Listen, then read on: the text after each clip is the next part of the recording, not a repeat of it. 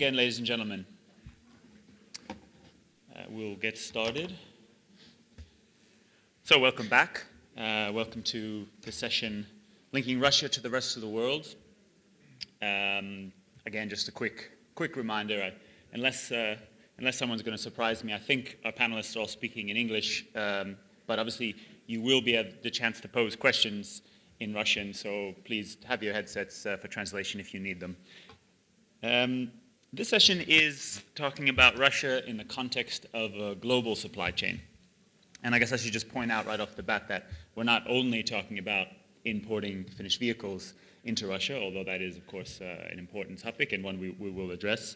But you only have to look at the localization rates of many of the OEMs in Russia, and on average they're somewhere between 30 and 50%, depending on the manufacturer. So a lot of material is moving into Russia from Europe, from Japan, Korea, North America, but indeed also from places like China. And there's obviously cargo exchange in Central Asia and other markets. And we know many of the challenges that come with a global supply chain. We only have to look at the depreciating ruble to know some of the financial risks that can come, some of the disturbances, whether it's weather-related or political-related, or indeed just the challenge of managing a 2-month lead time, be it for production material or in customs clearance, or with systems between regions that don't always communicate properly together, people who don't speak the same language, or indeed have just different ways of doing business. So it is obviously a big challenge. And but one which I think we have a panel that's very well placed to discuss solutions and ways to deal with it. I don't know if there are automotive logistics companies that can make a better claim to being global than a company like Wallenius Films and Logistics or indeed Jeffco. In fact, I think over the last 6 weeks I've been with some of our panelist colleagues in Mexico City, in Shanghai, Paris, Germany, Detroit, and now obviously in Moscow. So they're global companies with a global perspective, and Russia obviously plays an important role in that. So I look forward to hearing their presentations and the Q&A with all of you. So I'll just introduce the panel before we kick off. We'll have 2 presentations, and we'll have a third panelist joining for Q&A. Eric Nyckelby is the Executive Vice President. I think has responsibility in the European region for Wallenius Films and Logistics. We also have Vincent Delamare from Jeffco, Global Accounts Manager for car manufacturers. And Blasco Majana, who is the Traffic Manager, North Sea and Biscay for Finnlines, which is indeed part of Grimaldi, again, another quite important shipping line for all of Europe and indeed touching other regions as well. So we'll have presentations from Eric and Vincent, and then we'll hear from Blasco, and then we'll have a nice Q&A. So, Eric?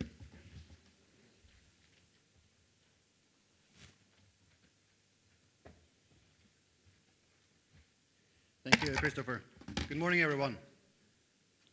Thank you very much for having us here at this conference, and I would also like to thank the automotive industry of Russia for having us and engaging us in this very exciting marketplace.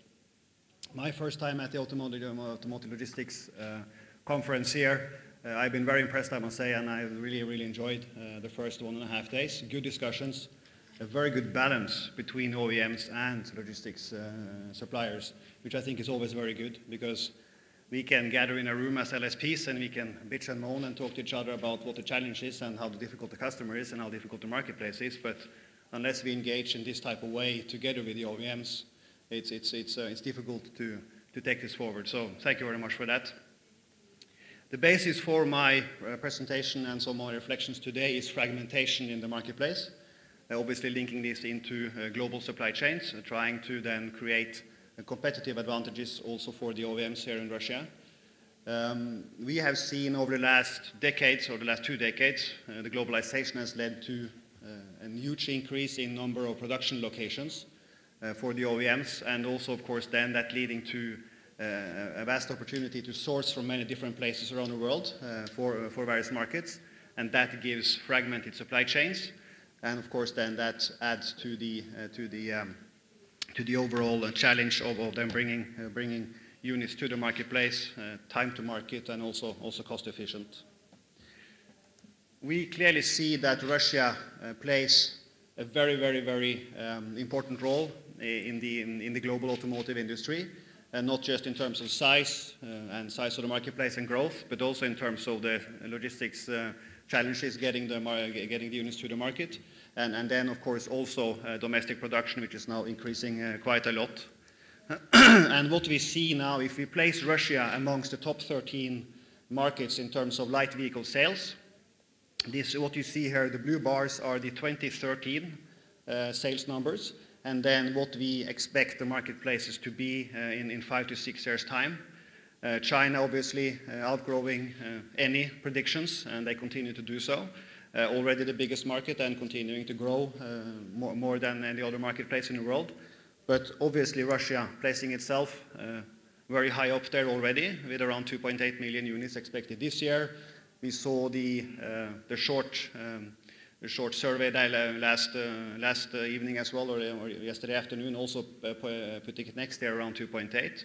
But we predict a growth in this marketplace the next 2 years, putting then Russia at around 3.5 million, and that is a very significant growth, and it adds then, of course, to all the challenges that we see on the outbound supply chain side. If we then take a little bit of a step back in history, I would like to share with you an historic perspective going only 30 years back, and then looking at how deep sea volumes were moving in 1985. And what we saw then was that Japan OEMs by themselves represented some 85% of total global deep sea volumes. When we talk deep sea here, we mean between continents, not within Europe or within Asia, but between the various continents around the world. So 85% of the volume was out of Japan.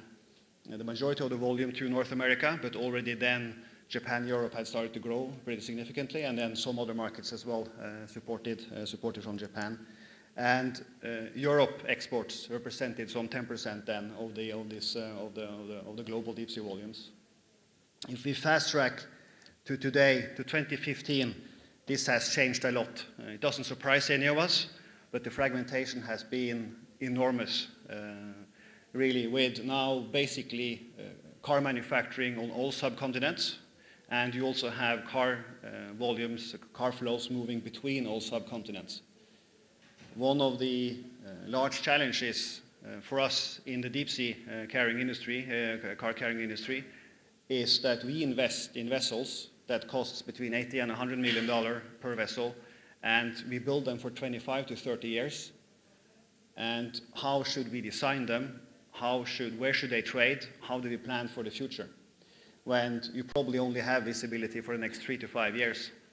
I had an interesting discussion with Christopher on Tuesday evening during the cocktail reception. I sat in Asia as head of sales for Asia in our organization in 2006. And then we had our annual five-year review process, looking forward to the marketplace, what are we going to do? And we then discussed when will China start big time exports to North America and to Europe. And everyone then in the industry predicted at least 1 million units in just a few years from the Chinese manufacturers in, for example, the European marketplace. And that would be a huge change, and everyone was thinking about that, gearing up to that. And where were we a few years later?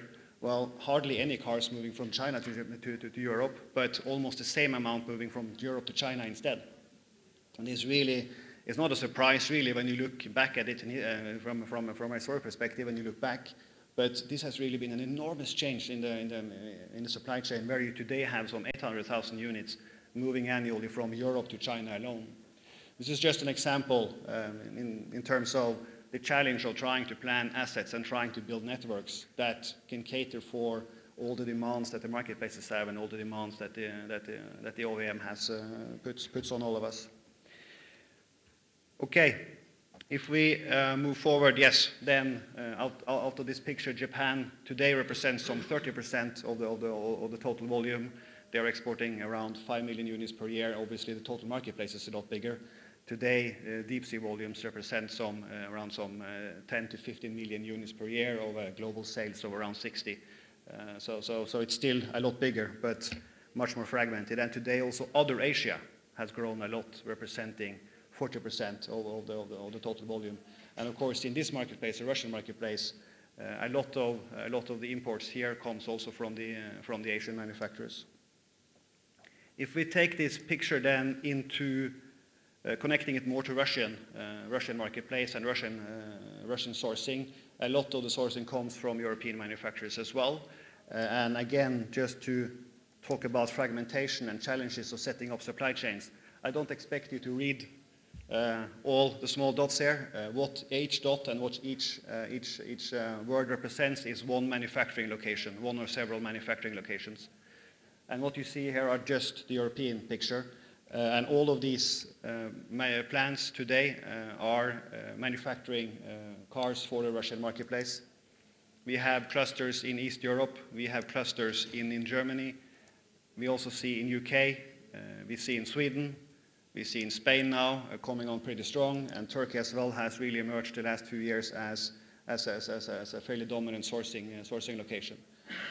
And then, of course, we have heard about this over the last few days. It's the challenges of creating supply chains in Russia with all the regions you have here. And then you add this picture as well in terms of also bringing these import units into the Russian marketplace, be it by short sea in the Black Sea, connecting to Black Sea or connecting to Baltic, or also rail and road transport cross-border. How do you set this up? Do you have postponement in terms of depots close to the borders? Do you bring it when you need them? Do you bring it directly when they are produced, etc.? How do you set this up? Cooperation or not between auto manufacturers in terms of using the capacity that's there. A lot of one-way, obviously a lot of one-way traffic as well. So many interesting challenges here for us as an industry. And it's not stopping there. We see that the fragmentation just in terms of sourcing from the European locations into Russia is going to increase as well. So if we then look at the next 5 years perspective, if you look at the 2014 bar, and I'm gonna talk about some of the key locations later on. If you look at the 2014 bar, it's around 430,000 units today from European manufacturing locations into Russia. And 2018, we expect this to grow to close to 600,000 light vehicles per year moving from European locations into this market. And we see the growth in France and Spain and Turkey in particular in terms of sourcing from these three countries, and also the other box. If you look at the top of the line of the 2018, other is also growing quite a lot. Growing with 23%. This is Poland, it's Sweden, it's some of the other Eastern European locations as well, like Slovenia. So new plans, but also then even more of a fragmentation in terms of creating solutions from all these different manufacturing locations. Okay, coming back to this picture then, and the challenge to not just invest in this type of network, but also then invest in the networks from Europe and going in. And once you have connected the world to Europe, then you also connect it in quite a big way to Russia. So what do we do as an industry? We have and we will continue to invest in terms of the car carrying industry in vessels that can continue to connect Russia to the world, that can continue to try and work within this very, very fragmented marketplace. So we have to meet volume growth, and we have to also meet new markets that's coming, and also new production locations that's coming. The next big thing now, obviously, being Africa, where you're already starting to see car assembly now, for example, in Nigeria. South Africa has been there for a long time, but now Nigeria also putting themselves on the map. So all these things keep on adding on, and there's also what we hear as well. There's of course also export ambitions from Russia to a lot of these marketplaces. So we have and we will continue to invest in vessels to cater for this. This is the current picture in terms of car carrying capacity that the various operators have today in this marketplace. A fairly mixed picture. This is the current fleets. where the red line represents number of vessels and the boxes represents total car carrying capacity at any time. And then we have the new building picture, where there's also, again, there is a good variation between the various operators. It's not a very ambitious new building program, but it is there for replacement and also to meet some growth. I think coming back to the fragmented picture as well that I showed you earlier on, and a trend we see, which is right now a fairly big concern, I think, in our industry, is the fact that there's more and more intra-regional sourcing. So you see markets within Americas sourcing from Americas. Mexico becoming much bigger, for example, for North and South American locations. Europe and North Africa growing and becoming big within European sourcing and Russia sourcing, and also in intra-Asia. And that, of course, is a concern for us as deep sea operators when we invest for a 25 to 30 year lifetime in terms of will there, what is the need in 10 to 20 to 30 years for our services. I also want to give one more picture in terms of the global fleet, the global car carrying fleet today, which has around 600 vessels today. And these are, again, it's deep sea operators, so it's a certain size of the vessel we're talking about. It's not the short sea operation that you have in Europe. What you see here is the age mix. So on the left-hand side, you start around 1980, which are some of the oldest car carriers that we have in the fleet today, going up to 2015 or 2014, and those that has already been delivered, and those that are now on order and being built and are being delivered for the next 6 to 12 months. What you can see is that it's a fairly modern fleet now, and this picture has changed a lot the last 10 years. We had a fairly big part of the fleet was from the 70s and early 80s, and this has now really changed. The downsizing of total global volume since the crash in 2008 has also really made the industry recycle a lot of the older vessels, which is a good thing. And also you have now much more modern and much more capable vessels and also much more efficient vessels that, of course, makes us stay cost competitive as well for the OEMs. What you see here is that the age bracket from around 80 to 85, which is around 25 to 30 years old, represents around 15% of the total global fleet. And the new building part, which is now coming online the next 1 to 2 years, represents around 10% of the global fleet. So there is a balance. The fleet is not increasing. The car carrying capacity is not increasing. But there is a modernization that's going on. So this is what we see. And right now, the market is back from just a year and a half ago. It's starting to get tight again now. So you have less open capacity on this part of the outbound supply chain.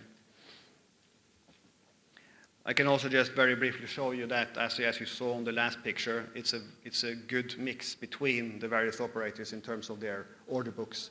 And this is now what you see. These are orders on the right-hand side of the slide. You see the orders that has been placed up till the second quarter of this year. And there is, again, you can just look at the color mix, and it is a fairly good mix between the various operators, which is good because it shows that there is still a willingness to invest, and then that's of course always good for the OEMs, that they can continue to rely on capacity to carry their cars. If we then get back to linking the world to Russia and linking supply chains for imports, for us in WWL, it's important, first and foremost, that the OEMs engage us in a discussion on what their specific needs are and what type of solutions they're looking for. And the earlier we are engaged in that discussion, the better it is. It's always going to be your choice and your decision if you want to do this or that, but don't be concerned about engaging us in a discussion. I promise you, you will have a much, much better solution if you do that. Because we have seen, I think, over the last few years that we continue to be very, very close. We keep the cards close to our chest for obvious reasons, because especially for new markets, you don't want to divulge information about maybe a market launch, or maybe there's a design, maybe there's a new factory. You want to keep this close. At the same time, if you have a few partners that you can talk to that can help you in terms of your outbound supply chain, design this, and the sooner you engage us, the better that is. Beyond having that type of discussion, obviously our focus is also then to connect Russia for the import markets, and our biggest focus, having the majority of our assets invested in vessels, is then to link the Asian and the American marketplace into Russia, which we do in a good way today. We connect Russia in the Far East, we connect it in Black Sea, and first and foremost we connect it also in the Baltic, not just with ocean connectivity, but also with our compound in Kotka. But again, have the discussion. Maybe you should be less focused on picking the port of entry, but rather look at what's the optimal efficiency in terms of also where the networks are and how can things be combined. Quite often the lead logistics providers, they see this from the perspective of many different OEMs, and it's not about sharing secrets, but it's also about sharing that understanding of different types of flows that's already there, and it's always you get a different perspective than when you have that discussion. It's also about building networks. Investments are always fairly high for emerging markets, and I think we have also heard over the last few days not just the challenges in terms of creating capacity for outbound supply chain in Russia, but also the geographical challenges that exists here. Combining is quite often very, very good. So this is, again, have that type of discussion. I think this is for us very, very important. Okay. Thank you very much for listening, and then let's see what the Q&A brings. Christopher.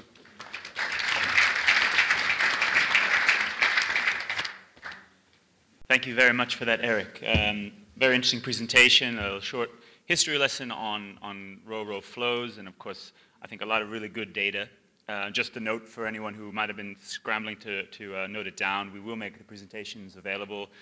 You'll get an email sometime next week with a link to presentations, photos, conference report, and all that. So I think some of that data is particularly valuable in terms of understanding what we expect to happen over time, what the fleet looks like. I was interested to note that one of the edge of your graph, 1981, that's about the last year when ships might still be active. It happens to be the year I was born. So I'm aware that I'm almost too old to be a Ro-Ro vessel now, an active Ro-Ro vessel. So that's a... We can upgrade you, that's okay. So that's some perspective for me too. But we'll bring in some Q&A afterwards. But now I'd like to invite Jeffco, obviously a very well-known global company with some important Russian background now as well. So, thank you. Уважаемые коллеги, добрый день. Dear colleagues, good morning. My name is Vincent Delamare. I'm a global account manager in Jeffco. I'm based in Russia, and I would like to share with you some facts and figures and experience we have with the trade between China and Russia today. So I will go through a bit of statistics first, then I will share with you some challenges we are facing with our customer OEMs. And then we will speak about some one business cases for global sourcing from China to Russia. So when talking about trade from China to Russia, in Jeffco we speak first with our DNA, which is automotive first, of course. So this is the first way we see things. So just to share with you some very quick statistics about the Chinese OEMs in the CIS countries and Russia. You can see that today the Chinese OEMs are just arriving on the market for a few years now. Some are very successful. You can see it in the streets, many in the regions. And you can see that the trend is really positive for them. So even if we are knowing now some difficulties in the market, I think globally they are going to gain some market share, especially in Russia, but also in Ukraine. Well, of course, this year is a very specific year in Ukraine. But the future will say that they will gain market share again in these countries. Now, if we go on the Belarus and Kazakhstan market, you can see also that the trend is quite strong. Of course, Belarus market is a smaller market, mainly based on second-hand vehicles. But if you focus on Kazakhstan, which is a bigger market, you can see that the trend is very high, very strong. So Chinese OEMs are coming and growing in the market. Now, if we have a very quick look at the details of the Russian market, on the left side, you can see that the market share of the Russian within 1 year has grown by 1 point. And if you have a look on the right side to the detail of which brands are performing, all of them are growing on the Russian market. So I mean that the tendency is general and that these people are coming in. So what are the kind of challenges that the Chinese OEM are facing when coming into the Russian market? First challenge is when you start to import your car in the country to enter a new market like Russia, you have most of the time an importer. So you have some kind of exclusivity agreement with a local partner. And the Chinese OEM, he will focus only on shipping the CBUs in a proper way with good quality, with good visibility, and expecting the shorter delivery time. So our colleagues from Deep Sea, of course, are taking care of this part. Next step into entering the Russian market is building the national sales company. So gives bigger stakes into the market, and of course, then you have to deal with the distribution of the car up to the dealers network. So you have to build a dealers network, build the car up to there, and then of course maybe bring also the spare parts to this dealers point. And you know that the Russian territory is very wide. So we had some colleagues earlier which shows how good and professional you have to be able to distribute spare parts and cars all around the Russian territory. Then coming to the last step of integrating the Russian market is to produce locally your cars, either through SKD, either through CKD, or with full local sourcing. But then you have to deal not only with outbound distribution in the country, but you have to deal also with a very precise inbound logistics from China to Russia with containers, but not only. And you have to make sure that everything arrives on time at the production plant, to make sure that your production partner or your own production plant is running smoothly and seamless.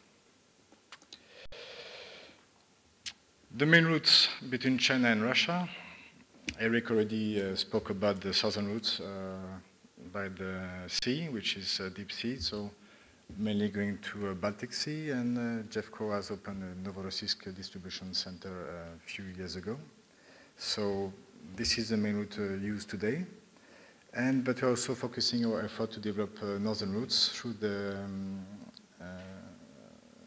Trans-Siberian, so going either through the Baikal or through Vladivostok, with some short sea shipping from China to Vostochny. And the most direct route is through Kazakhstan also. So you can see there are many opportunities to go to Russia. These routes are used either for CBUs or for inbound flows in containers. If we make a small focus on the import of CBUs in Russia, Jeffco today is operating a compound in Simpit in Novorossiysk and is aiming to open also a compound in Zabaikalsk and to be able to distribute cars from Zabaikalsk. So this is one of our challenges this year in Jeffco. We have people dedicated to this in collaboration with our colleagues from the sister company and the daughter company in the RGD group. And you see that this is obviously a very good solution if we can succeed to be able to distribute directly from the Baikal for the eastern part of Russia, but also with block train or block of wagons to the main compound which are in Russia. If we speak also about the aftermarket, which is the next step for the OEMs, this is a project that we are conducting right now in Jeffco. I'm taking care personally of this project, and we are seeing about putting in place some warehouses and some cross-docking sites in Russia to be able to distribute all the spare parts for all these OEMs in the territory. Now we'd like to come to business case for global sourcing from China to Russia. In this case, we're talking about an OEM which has set up a production factory in Russia, and which has to deal with this sourcing from Chinese suppliers. In China, what we have to face is to make sure that all the goods are picked up on time, are compliant with the quality policy of the OEMs, and are shipped on time, with making sure that we are respecting the budget, of course. So no special shipment.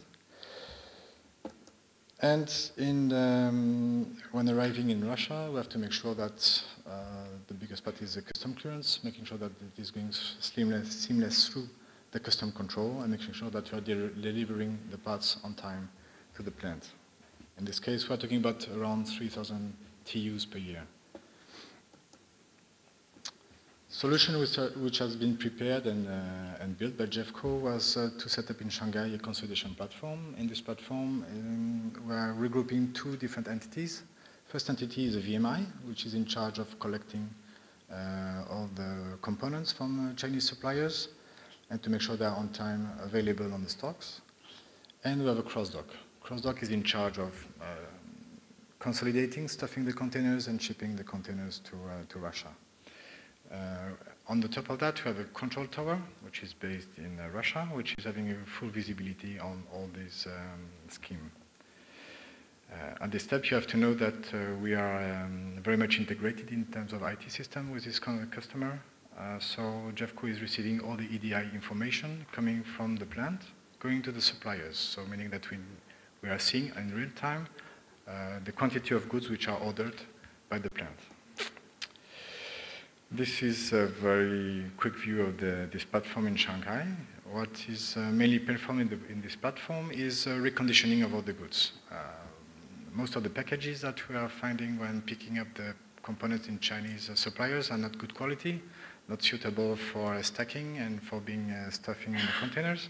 So we have to repack nearly 100% of the components, but also we are providing some quality checks. So we are taking some samplings, checking locally or sending some samples to the plant which can assess itself the quality of the components and agree if this series of components can be shipped or not to Russia. Some characteristics of this special VMI and cross-dock platform. So we have at the same time the VMI and the consolidation. So meaning that we can really manage in real time all the orders we are receiving from the plants. Also, the OEM is using a trading company in China, which makes that there is only one shipper which is sending the goods to the plant, simplifying everything. So we have only one invoice per container, making things more simple when going through the customs, of course, arriving in Russia.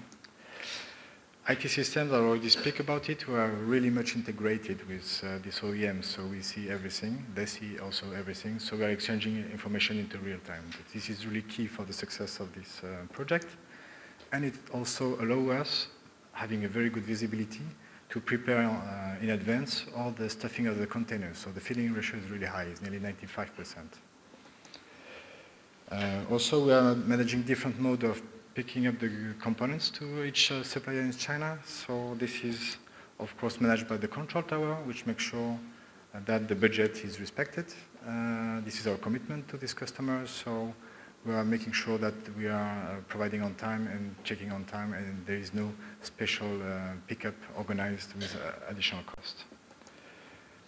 At the end, we have a dedicated team in Russia for custom engineering, which is checking in advance before the container is closed, checking the packing list, making sure that there is no new components which are going to be shipped without any classification already done according to the Russian custom codes.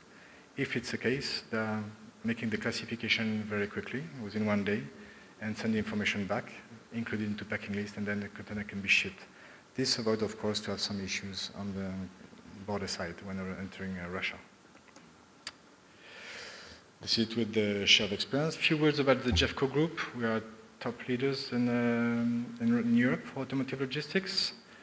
Our turnover is 4 billion euro, and we have around 11,500 employees in Europe.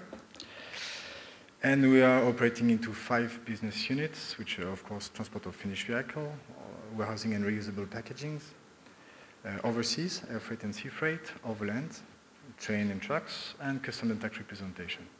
Thank you very much for your attention.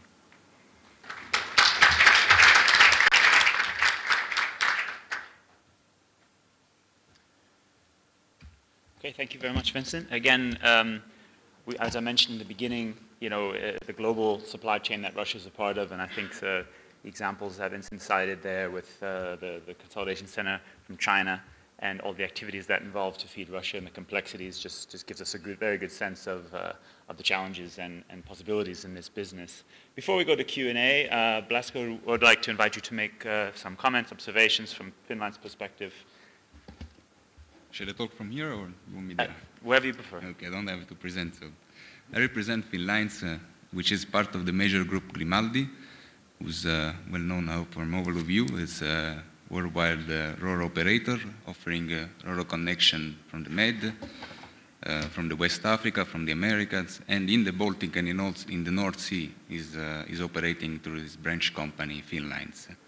As Finlines, we are very focusing on developing the Russian markets. We have been historically present in Russia, offering Russian services, connection to Russia.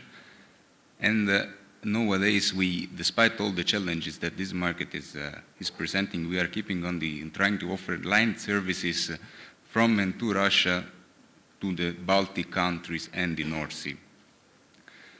The main challenges which we are facing today in this market is the unbalanced cargo situation, which is directly affecting to the reliability of the service, and it's increasing the challenge to offer regular services and then directly satisfy the customer needs in terms of regularity. To overcome partially this problem, we are trying to enlarge the offer, the number of ports we're calling in Russia, to enlarge the wider the presence in the market, to give more possibility, and of course we are looking very active at the efficiency of our fleet. As we heard today, it's a key point to be efficient in the operation, to avoid to have waste of bunker, to have waste of empty miles, to have any kind of waste is directly impacting to the reliability of the service. And it's a major point for our group to try to be as more efficient as possible. And in this respect, we are investing in new vessels which are more flexible in order not to be focused only on one sector of the market, but also to have a wider of operation and possibilities. I don't have more to add, and thank you, Chris.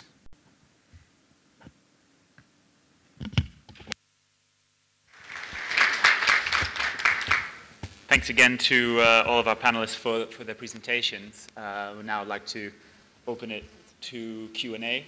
And again, you can ask your question in English or Russian. Any questions from the floor? Okay, I'll kick off. Question first for Vincent at Jeffco. Obviously, you talked about trying to establish this Trans-Siberian route, the northern route. Can you give us a sense of what type of customers you anticipate would make a block train? Is it more vehicle imports? Is it more CKD kits, parts? What sort of scope do you see? We are focusing in both inbound flows and outbound flows. And the secret of this will be the ability to make block trains for long distance. So when speaking about Chinese OEM, difficulties is to have enough volumes in the Baikals to be able to make block trains to go to Moscow or St. Petersburg directly. When speaking about CKD, SKD, it's obviously the same issue. So this is what we are looking for. Eric, you focused quite a bit, obviously, on the shipping side. But in terms of terminal services or yard management services, how do you see Russia developing in this sense? If we were at this conference 5-6 years ago, we would have talked a lot about capacity issues in the ports and maybe lacks of services. Things have sort of changed in that regard. So what would you perspective today?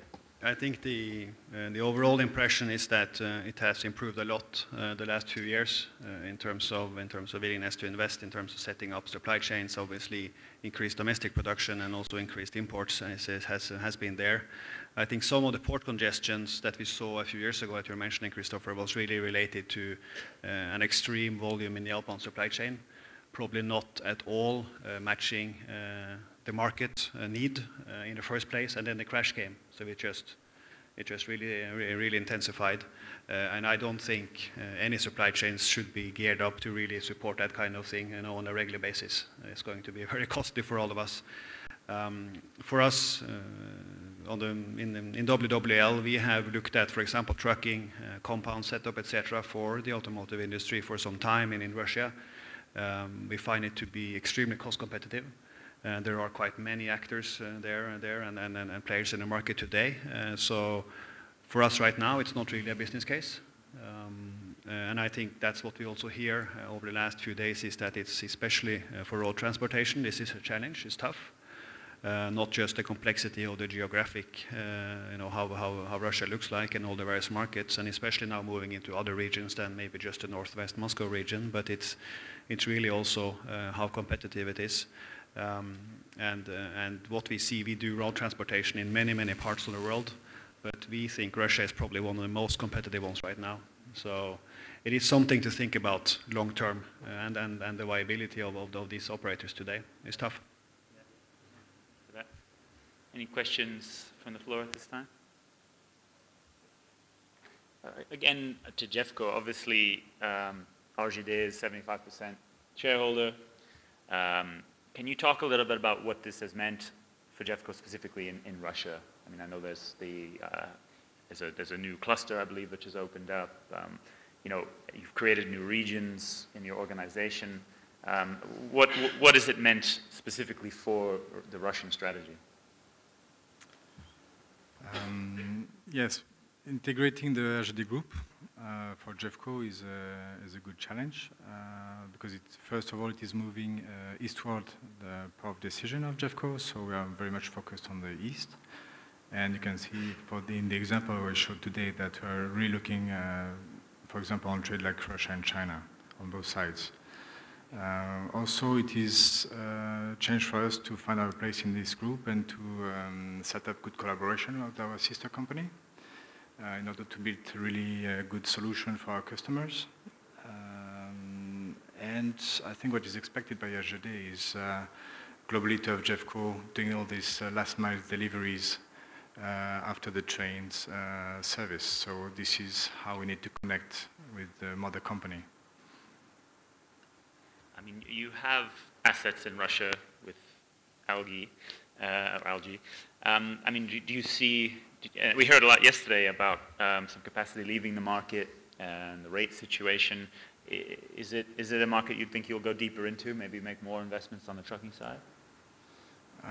Yes, for sure. For sure, we see a Russian market as a growing market. So if you want to be an active player on the Russian market, you need to have assets. Without assets, you don't exist. So for sure. Yeah. Anyone from the floor? You're all getting quiet. The man who's definitely way too old to be a ro-ro ship in the corner. I only wanted to ask a question because last time you said I was a young man. My question is really about the customs. We heard a lot yesterday from Wilhelmina and DLA Piper about the customs changes and issues, but you're the guys who, I guess, deal with it on a daily basis, or your companies and teams do. I just wondered if you had any comments or thoughts on the customs situation, and perhaps especially from China to Russia, China, Russia, because customs is a big issue in China at our conferences, as it is in Russia at this conference, obviously.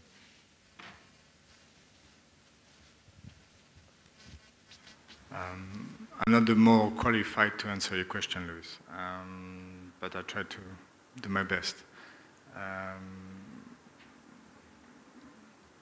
With the recent political discussion between Russia and China, we believe that this will become simpler and simpler to make the trade between China and Russia. But until then, it has proved to be difficult, complicated, and we had to really set up some dedicated team in Jeffco to make sure that we can deal with all the sourcing coming from China. So I hope this answers your questions. Any other questions? Yeah.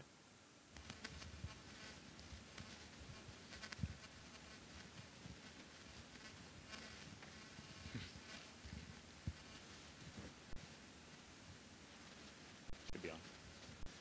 Christopher Dakovic, company Adam Paul. I have a question to Eric. I saw on your presentation some figures about the new investment in your global sector, and my question is about green investment. Do you see any development, so vessels driven by LNG or CNG? How is the situation? Yes, absolutely. I think the regulations now coming online for Europe and also for the American coastline as of January 1st next year in terms of the emission control zones, that's certainly put the industry focusing on this. We as WWL have had that focus since a decade, more than a decade now, because we have owners who think that rail logistics is also good for bottom line. LNG is absolutely an alternative. Scrubbers are also alternatives that's out there. I think we are still looking for a broader discussion in terms of politicians also engaging in both upstream and downstream, and by that I mean that the oil refineries and the oil companies as well in terms of availability of low sulfur fuel for our case, but then also then the downstream in terms of what can you do both in scrubber, LNG, etc. So we are looking into a couple of specific projects right now with specific customers for LNG, for example. And we have even actually a roadmap. We created a vessel some 6-7 years ago now for the World Exhibition in Tokyo, which was then more of a vision in terms of emission-free ocean transportation. But now we actually have our technicians on the owner side that builds the vessels. They have a roadmap that in 2040 takes us to 100% emission-free vessel. It doesn't do 20 knots, it probably does 12 knots, but still the reduction in speed versus then reduction in emission is pretty amazing still. So there is a lot of development there. I think also what you see in the car industry in general with Tesla, for example, being a company that really drives a different type of thinking around energy consumption. So it's, I think it's interesting. But the regulation coming up in 6 to 8 months, it's tough. It's going to cost the industry a lot. The regulation is easy to implement and have idea on, but I think the discussion on how to convert the supply chain to meet it, that's a different ballgame. So as usual, then the regulation just forces us. Some to have high additional cost, and it forces some to think new. So yeah, but it's we have our new buildings coming out now. They have already 15 to 20% less energy consumption, and we also now have 2 vessels that now are testing the scrubber technologies in terms of reducing emissions. So we're trying to do our part. For those who are unaware, referring to it's the MARPOL regulations. I think it's 0.1% is what the requirement will be from January 1st. Was that with the yes within for Baltic Sea, North Sea for the European 200 nautical miles outside the European coast, and then US and East Coast and West Coast as well. And then 2025, it's 0 emission or it's 0.1 globally. Right. And 10 years is not much not in this long aspect when you're building vessels for 30 years. Blasco, what do you want to talk about what this means for Finnlines? Because this, I think, is pretty much 100 or nearly 100% perhaps of your business area. So. It's definitely affecting us totally. And our strategy is the scrubber. We decided to go for the scrubber. We invested, or actually all our RoRo vessel will be fitted with scrubber between the end of this year and January the next. We are also working on the scrubber solution for the ferry vessel. There is a bit more complicated because of the type of the engine, but even if we'll not be ready with the scrubber by 2015, we already had taken another step to increase the efficiency of the vessel, such as reblading the vessel to have a better performance with the less consumption. So definitely next year will be challenging, more challenging, but we are confident that this scrubber technology, which is available today and which is already in use by other companies and is demonstrated that to be valuable, will represent the improvement which is required. And also talking about efficiency, about in a group level, even if we are not order any LNG, or we are not approached the LNG project yet, the efficiency project is progress is an ongoing situation, which is also passing not only from the reblading but also from the painting and the stability of the vessel. There are a lot of intermediate steps which are necessary to decrease the consumption and so to be more friendly, environmental friendly. Well, let's go take the question from the floor on that. We'll go first to Bjorn, and then we'll go in the back to. Good morning, everyone. Bjorn Svenningsen from UECC. Just wanted to add, when it comes to green logistics, that USCC, who is owned 50% by Wallenius and 50% by NYK, has actually invested in LNG ships.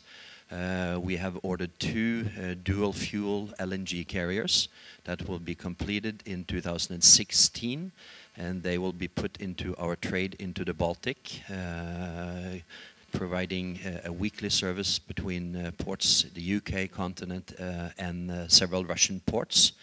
And they will also have the highest Finnish-Swedish ice class, 1A Super.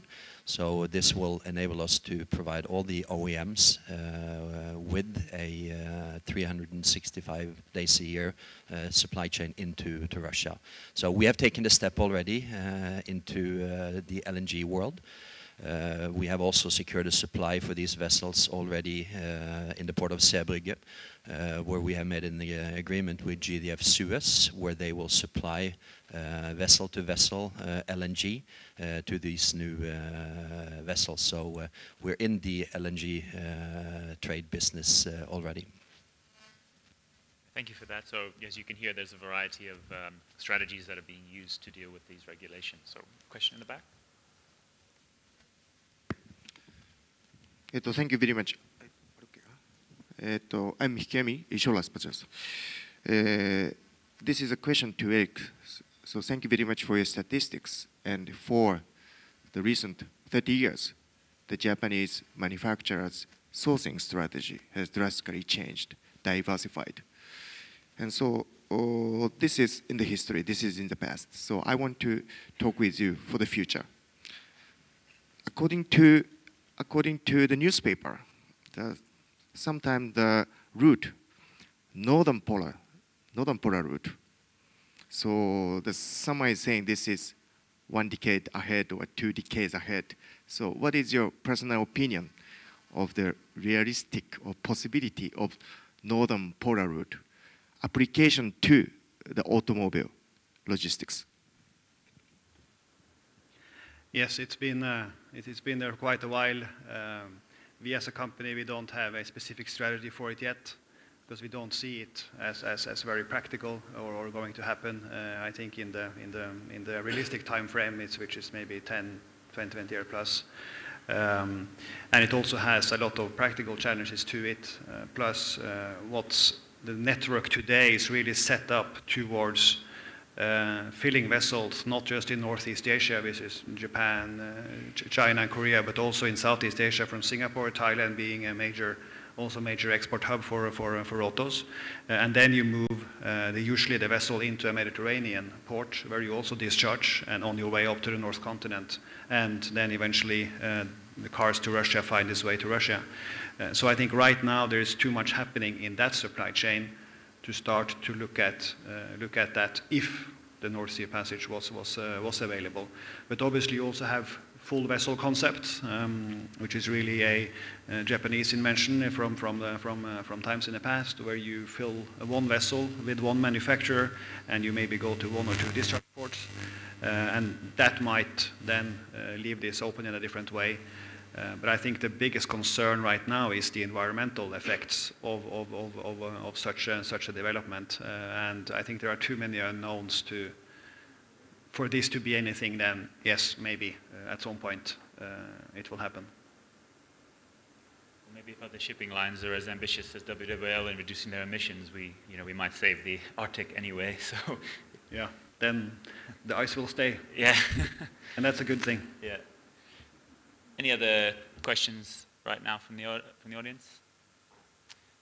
Again, on the kind of global shipping side, not necessarily specific for Russia, but I kind of observe what almost seems contradictory trends. On the one hand, fragmentation and different routes and many different vehicle sources and emerging markets. At the same time, deep sea ships that are bigger and bigger, and with the Panama Canal being widened, going to get even larger. So how does the shipping market deal with those sort of contradictions where you have, if anything, these ships would have been perfect for 1985 when, everything was coming out of Japan, whereas today we know it's not the case. So how do you see, is there concepts for more consolidation hubs or different ways of managing that?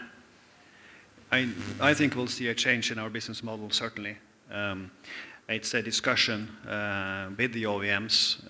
I think historically, the word transshipment or relay, where you go from maybe a smaller to a bigger vessel, which is very natural already in the container industry, has not been viewed upon as very positive. Of course, when you touch the cargo, when you move the cargo, there's always a damage risk, etc. So I can understand where that comes from. But I think the business model eventually has to change. I think we have to rely a lot more on good companies like USCC, for example, where they will provide the services between the various markets in the region, and then you rather have the large vessels going between continents.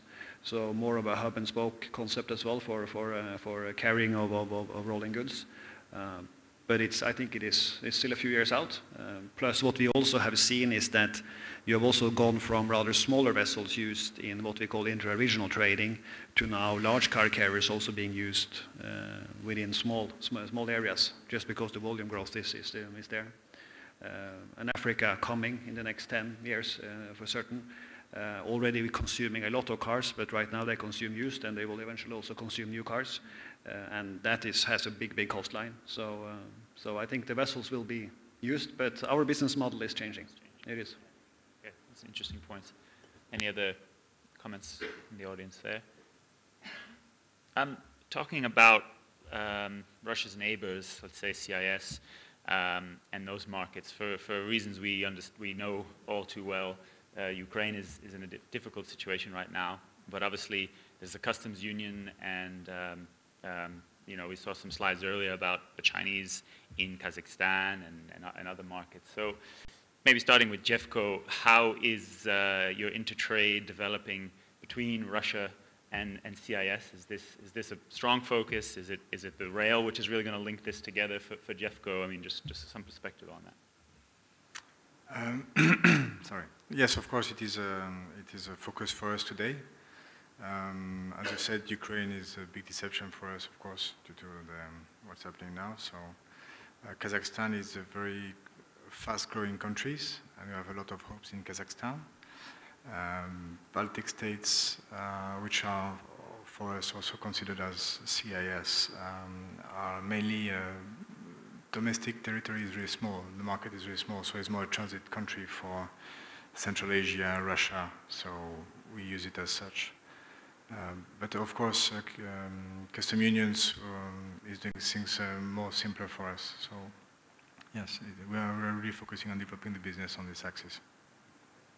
Okay, thank you. Maybe for the shipping side again, we can touch briefly on what developments in the Black Sea. I mean, we talked earlier about the port terminals which are developed. We know that they're pretty advanced now in the Baltic. But what about out in the Black Sea? Is there more growth to come here? More investment do you see going into that region? Maybe Eric or Blas from a Grimaldi point of view. As Grimaldi, we are not operating in the Black Sea. We had shipment.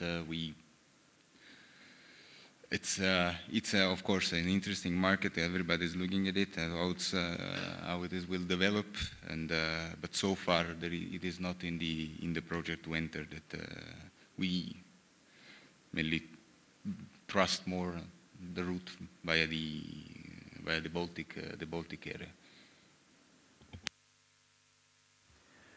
Yeah, I think from our side, what's important is to find the most efficient entry point into the Russian marketplace, and it is such a huge marketplace in terms of geographic scope.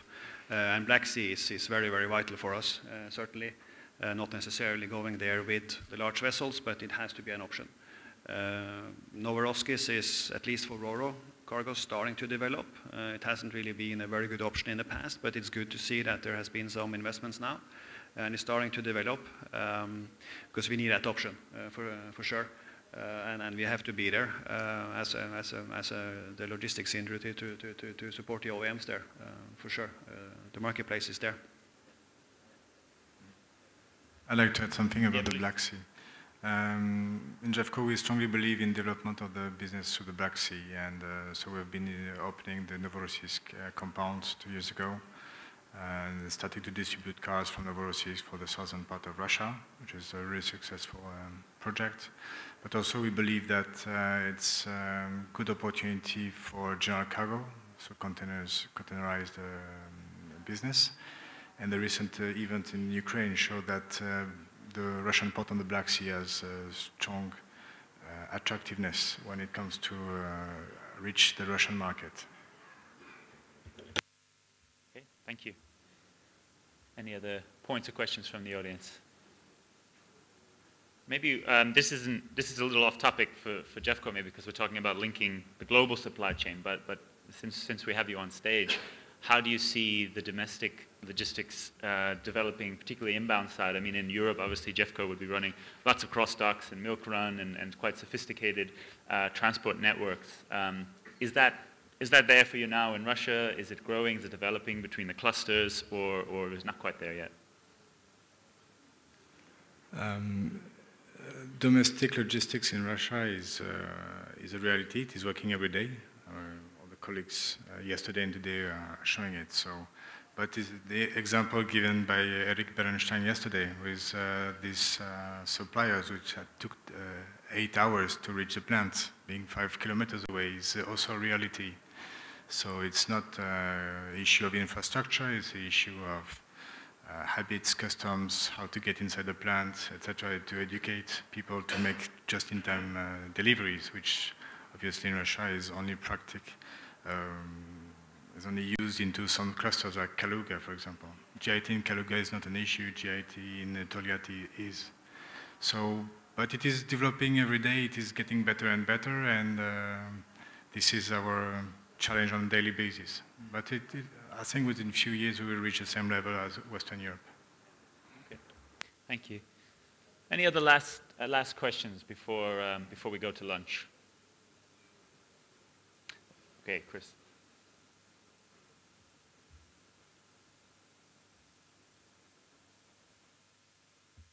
Thank you, Christopher Kenmore from VNet. You're talking about reducing emissions in the shipping lines, and I think that's a great initiative. And especially, obviously, we see this in the northern seas on the American coastlines. You're going to see some competition from the Mediterranean, the Black Sea route, where they have, I believe, another 10 years of grace before they have to introduce the sulfur emissions. And furthermore, to go into with the logistics into Russia, the OEMs are trying to reduce the emissions of the vehicles they're selling, but there are no real rules with the carbon calculations you have to do with onward transport. And you're talking about doing onward transport. Jeffco obviously does it, and you were talking, Eric, earlier on about doing some more. What are your thoughts on outside of the shipping area itself and on the cost effectiveness against the Black Sea with their period of grace? Yeah, you will have, like any other transport industry, there will be bunker charges or fuel charges also linked to this additional cost.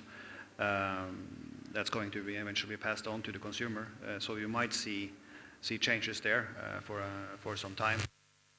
It's not going to be linked, as you say, the Mediterranean coastline, but just Northern Europe. But then again, I guess it's an overall evaluation then. What's your total landed cost at the depot in Moscow, bringing it in via Black Sea versus via Baltic? Again, there is no one entry point for this marketplace which can handle the total volume anyway. So I think you always need to have backups, and I think you need to use all kinds of different types of strategies to get your cars here.